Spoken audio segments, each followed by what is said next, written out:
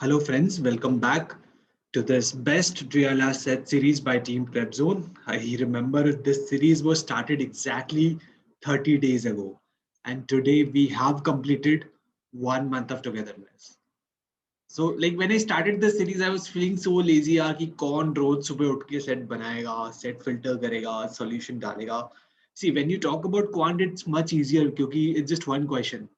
When you talk about DRR, you have to be really selective. अच्छे sets उठाना, filter करना, solve करना, and then video banana. It's trust me, काफी time लगता है and it's a lot of hard work. So I did not think कि मैं इतना manage कर पाऊंगा, but congratulations. Here we are sitting on day number 30, solving 30th set. So ठीक है. I think this entire series really went good, and I hope you guys have learned, you have made a good habit of solving LRDI sets on a daily basis. Do let me know how this entire experience was for you guys, and did you like it? What was the learning, and etc. etc. So before moving further, I think on request of multiple students, we have two batches currently that are starting in next 2-3 days.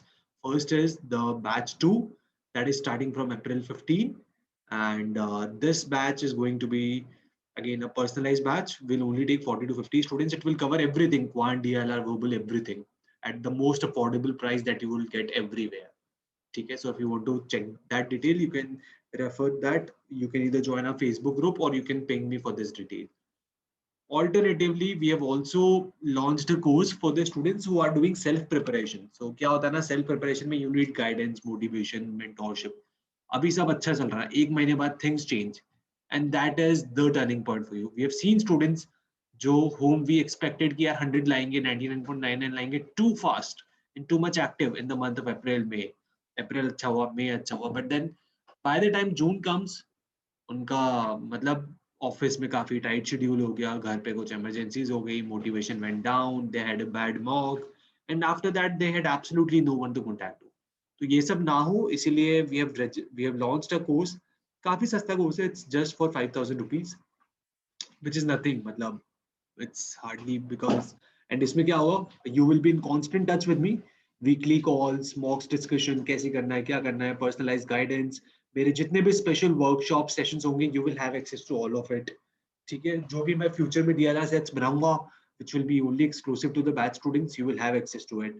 I will be hosting a marathon and revision event जो काफी famous रहता है हमेशा हर साल. So last year हमारे पास काफी अच्छे अच्छे स्टूडेंट्स थे, तो that starts 2 months prior to CAT. वो उन सब का भी तुमको एक्सेस रहेगा, right? So all of that is included in this, and that is 5000. So you can calculate value for money कि कितने घंटे तुम मुझसे बात करोगे, and we'll be in constant touch, and this amount is absolutely nothing for that. So just check it out and ping me if you need to register because I only have limited bandwidth. So yeah. And one very important thing is we have made our own server by the name of Discord. So you must check this out. Either first step is install the mobile application of Discord and go to this discord.link myprepzone. Alternatively, go to web and Discord पे अपना account बना लो और फिर ये वाली site पे चले जाओ myprepzone. ठीक है, join the server. Going forward, सारे sessions, discussions, practice, GDPR related queries, anything, we will be available here. Our entire team will be here, and I'm sure तुम लोगों को बहुत fun आएगा इस application को use में करने में because it's very intuitive. इसमें सब कुछ बहुत अच्छे तरीके से arranged है, सब कुछ automated है, so you will not have to waste your time. ठीक है, सोशल मीडिया में डिस्ट्रैक्शन हो जाता है, व्हाट्सएप में, फेसबुक में, फैमिली ग्रुप से मैसेज आ रहा है, ये आ रहा है, वो आ रहा है, तो वो सब यहाँ पे नहीं होगा. ठीक है. Now, that's just the snippet. That's the past batch feedback. And here comes the set number 30 for the series. काफी ज़्यादा अच्छा set है. It's मतलब I really enjoyed this set while solving it. बहुत ही, this is one of the classic set for CAT. ठीक है, and you can expect such sets in your exam. काफी मतलब it's really really good. So pause this video, solve this set and comment your answers. And after that, do share with your friends if you like this set. अच्छा नहीं लगे तो मत करना, but I'm sure you will enjoy it. But ठीक है, so just try to solve it first. Okay. So the set says that recently the answers of PrepZone scholarship test were leaked to a group of some students. Shubham has filed an FIR regarding the same. The investigative agency has arrested the mastermind and 9 other people. Okay, in this matter, interrogating them, the following facts have been obtained regarding their operations. ठीक है. Initially, the mastermind obtains the correct answer की. ठीक है. तो basically क्या हो रहा है, एक मास्टरमाइंड है और 9 आदमी है. ठीक है. इन्होंने कोई तो पेपर लीक किया प्रेपजोन का, मैंने एफआईआर लॉन्च कर दी एंड उसके बाद अभी एक इन्वेस्टिगेटिव एजेंसी उनको पता लगाना है. ठीक है. तो let's see what the set says. Initially the mastermind obtains the correct answer की. ठीक है. मास्टरमाइंड के पास सारे सही आंसर्स होते हैं. And all the others create their answer key in the following manner. They obtain the answer key from one or two people who already possess the same. These people are called his or her sources. ठीक है. या तो एक हो सकता है या दो sources हो सकते हैं. If the person has two sources, then he or she compares the answer key. अगर आंसर सही है तो कॉपी कर लेता है, otherwise it is left blank. ठीक है. The person has only one source, he or she copies the source answers into his or her copy. ठीक है. Finally, each person compulsorily replaces one of the answers, not a blank one, with a wrong answer in his or her answer key. ठीक है. क्या करता है, source के सारे answers उठाए, अपनी कॉपी में डाला, अगर सिंगल सोर्स है तो, डबल सोर्स है तो दोनों का कंपेयर किया, जो सही आंसर्स है उसको अपनी नोटबुक में डाल दिए कि ये मेरे आंसर्स है, जो जहां भी डिफरेंस है उसको ब्लैंक छोड़ दिया. ठीक है. और जब अपने नोटबुक में लिख रहा है तो उसमें से एटलीस्ट सोर्स में से जो भी इसने आंसर्स कॉपी किए थे उसमें से एक आंसर को वो चेंज कर देता है ताकि वो पकड़ा नहीं जाए, वो उसको रॉन्ग आंसर मार्क कर देता है. ठीक है. एंड पेपर में 100 क्वेश्चंस है, so the investigative agency has ruled out the possibility of two or more of them introducing wrong answers to the same question. ठीक है. दो या दो से ज्यादा क्वेश्चंस के excuse me. Yeah. So investigative agency has ruled out the possibility of two or more of them introducing wrong answers to the same question. ठीक है. तो वो कह रहा है कि जो 9 लोग हैं उनमें से सेम क्वेश्चन के गलत आंसर्स नहीं किए इन्होंने. ठीक है. क्योंकि काफी ज्यादा क्वेश्चंस है. Then the investigative agency has a copy of the correct answer and has tabulated the following data. These data represent question numbers. ठीक है. एंड आपको कुछ क्वेश्चंस पूछे. ठीक है. Yes.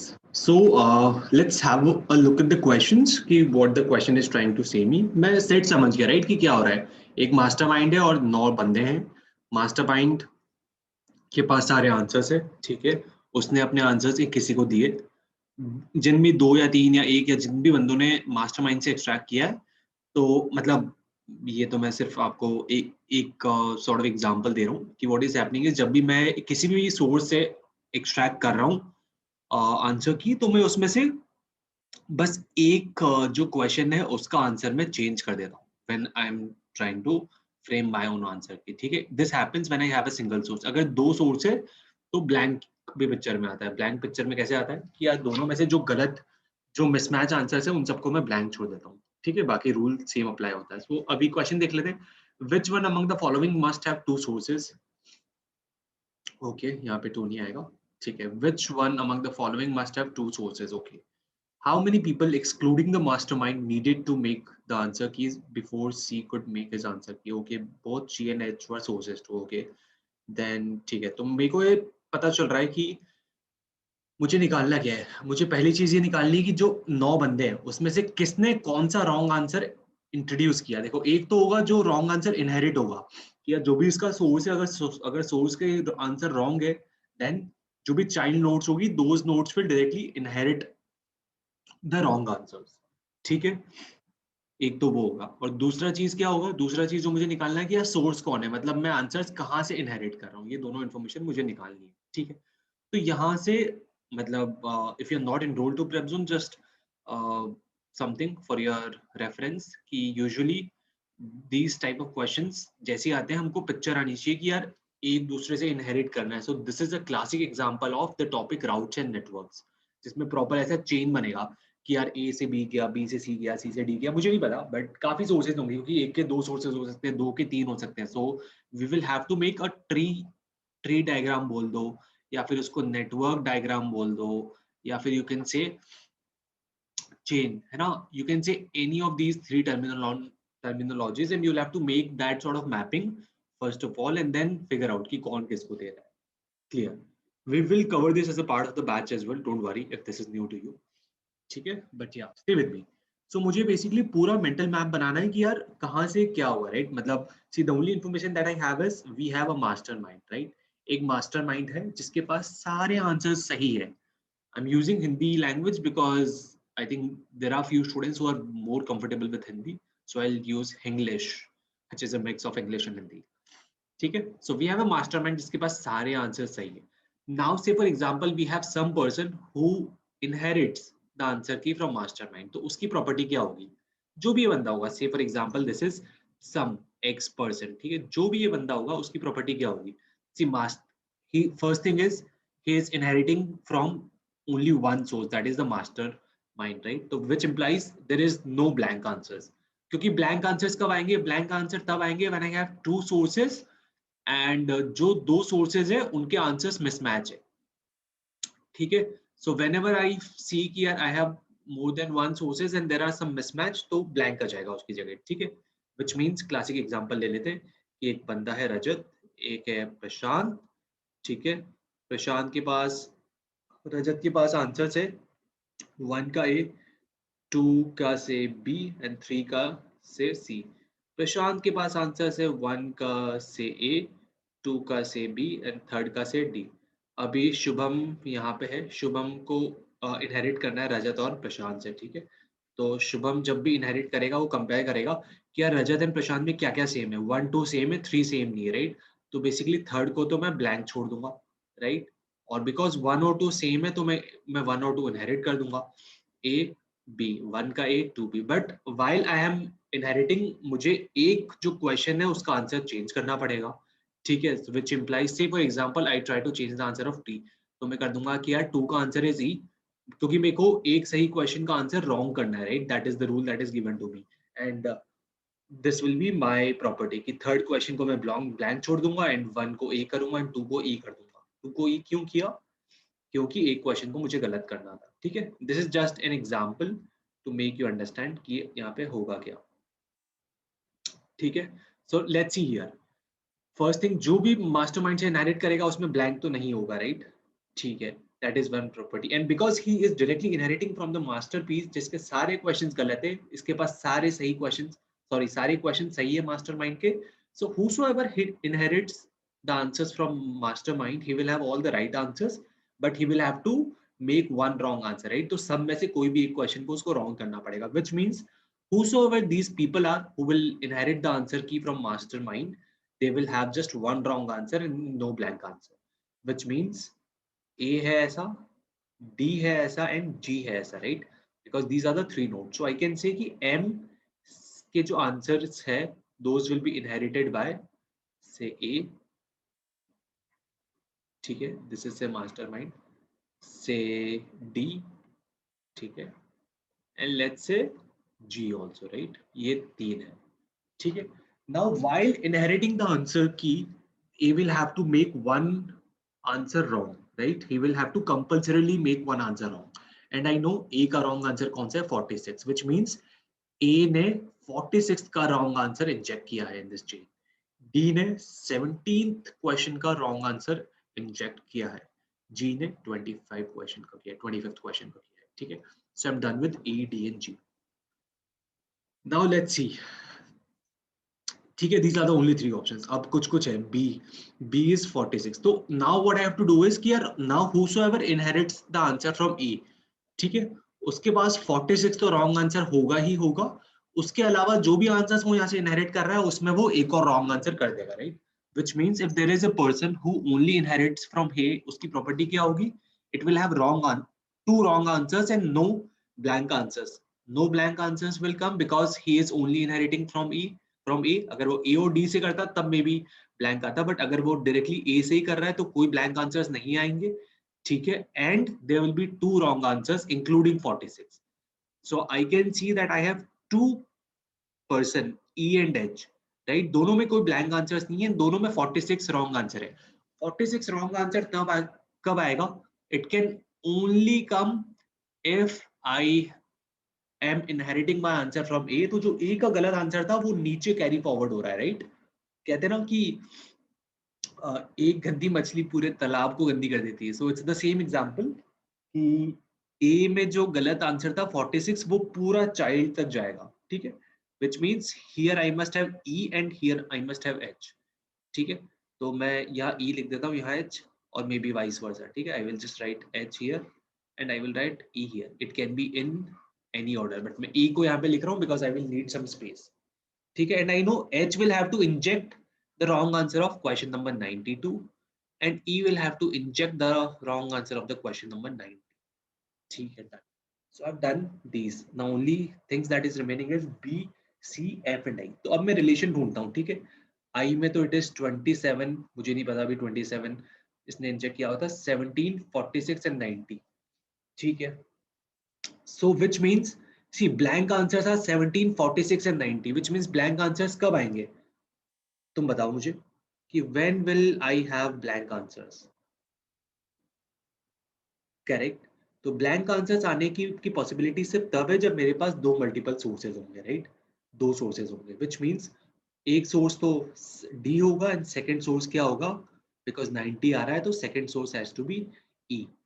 ये समझ में आ रहा है कि I must have an I here. I का इधर होगा which is actually inheriting from these two. मैं एक बार आई बनाने का ट्राई करता हूँ. ठीक है, let's say this is I. ठीक है, दिस इज आई.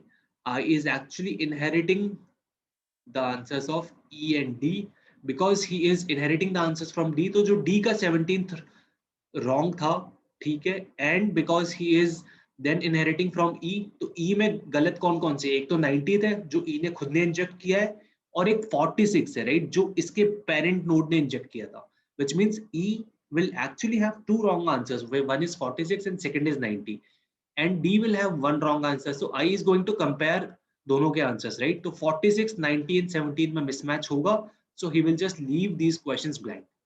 ठीक है, एंड ई ने एक गलत आंसर इंजेक्ट कर दिया, which is 27, which means E in itself will just inject one wrong answer at question number 27. So I have also mapped I. Now what is remaining is, say एक बार हम बाकी चीजें देखते हैं. ठीक है,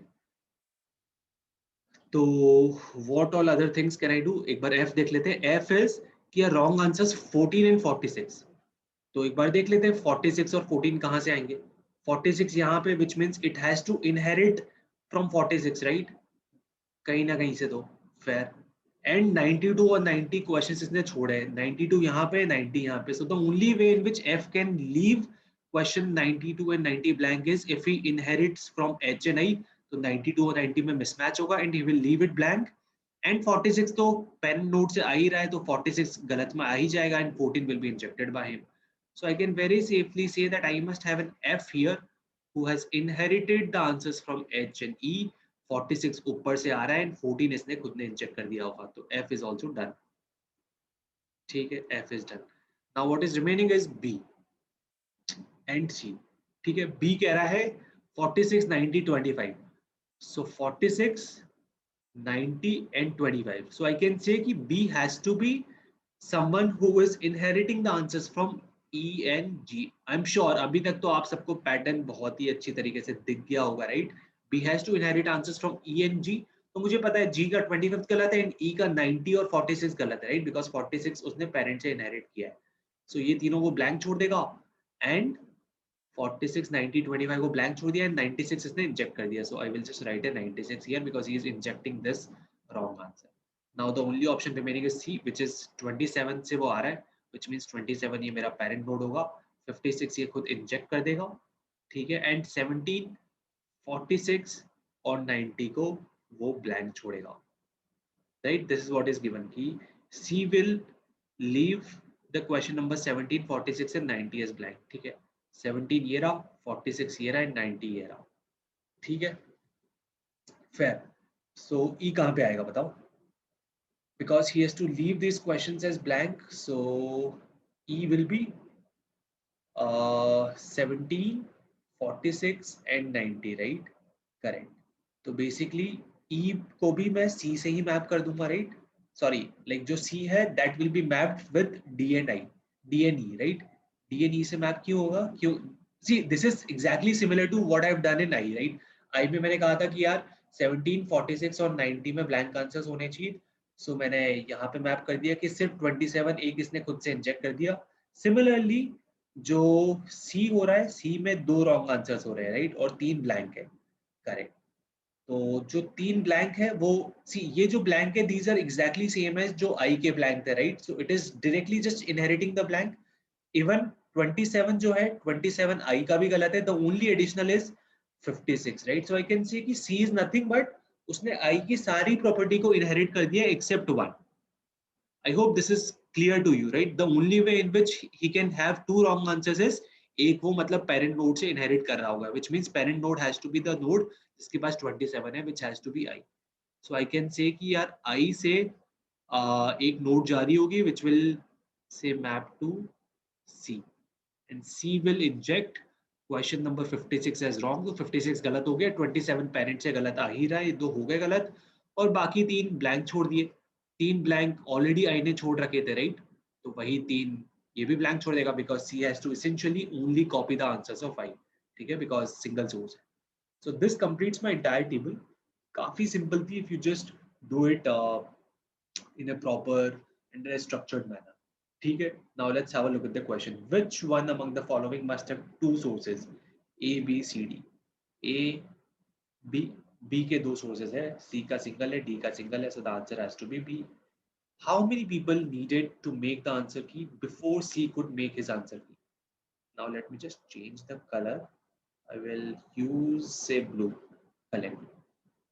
तो वो कह रहा है कि यार सी अपना आंसर की बनाता है, उससे पहले कौन कौन आंसर बनाने चाहिए, ठीक है। सो सी को बनाने से पहले आई मस्ट हैव आई, ठीक है। अभी आई को बनाने के लिए I must have D and I must have E. Now E को बनाने के लिए I must have A, right. तो A D E and I, मुझे 4 लोगों के आंसर की चाहिए before I can make his. So the answer has to be 4, right. I must have 4 because to make the answer key of C I must need the answer key of I बनाने के लिए मुझे D चाहिए रहेगा और E चाहिए रहेगा, E के लिए मुझे A चाहिए रहेगा, तो 4 बंदे हो गए जिस पर डिपेंडेंसी है। Next, both G and H were sources to, G and H were sources to, तो ये दोनों किसके सोर्सेज है? कोई भी एक कॉमन नोड नहीं है, राइट, जो G and H से निकल रही है, which means answer has to be none of the 9. Which of the following contribution is true? C introduced the wrong answer to question 27. C 56 में लाया, E is 46, E 90 है, F 14. Where is F? F 14 correct. So the answer has to be 3. Which of the following two groups of people only had identical sources? Okay. A, D and G.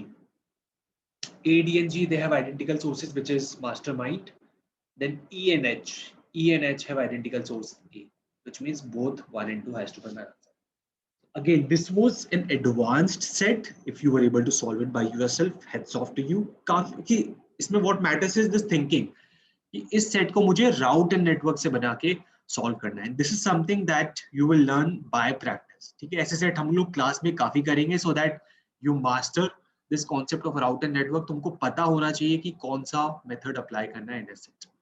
ठीक है, so that's all for today. Hope you enjoyed this series and do comment, at least give me the feedback on how it is going on for you. All the best.